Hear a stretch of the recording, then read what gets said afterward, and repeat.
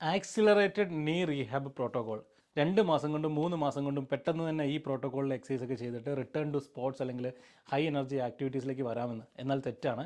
ഇതിന് ഡ്യൂറേഷൻ ഉണ്ട്. ഈ ഡ്യൂറേഷൻ ഞങ്ങൾ പറയുന്ന അനുസരിച്ച് തന്നെ നിങ്ങൾ ഫോളോ ചെയ്യുക. ഇല്ലെങ്കിൽ എന്ത് സംഭവിക്കുന്നു വെച്ച് കഴിഞ്ഞാൽ നിങ്ങൾക്ക് ഒരു സ്റ്റേജ് എത്തുമ്പോൾ നിങ്ങൾക്ക് റിക്കവർ ആയി എന്നൊരു തോന്നൽ വരും. അപ്പോൾ പല ആളുകളും എന്ത് ചെയ്യും, ഇത് സ്റ്റോപ്പ് ചെയ്യും. സ്റ്റോപ്പ് ചെയ്തിട്ട് സാധാരണ ഡെയിലി ലൈഫിലേക്ക് പോകും. കുറച്ച് നാൾ കഴിഞ്ഞ് അവർ എക്സസൈസ് ഒന്നും ചെയ്യാതെ ആകുമ്പോൾ അവർക്ക് എന്ത് പറ്റും, വീണ്ടും മസിൽസൊക്കെ ഒന്ന് ചെറുതായിട്ടൊന്ന് വീക്കൊക്കെ ആകുന്നൊരു സ്റ്റേജിലേക്ക് വരും.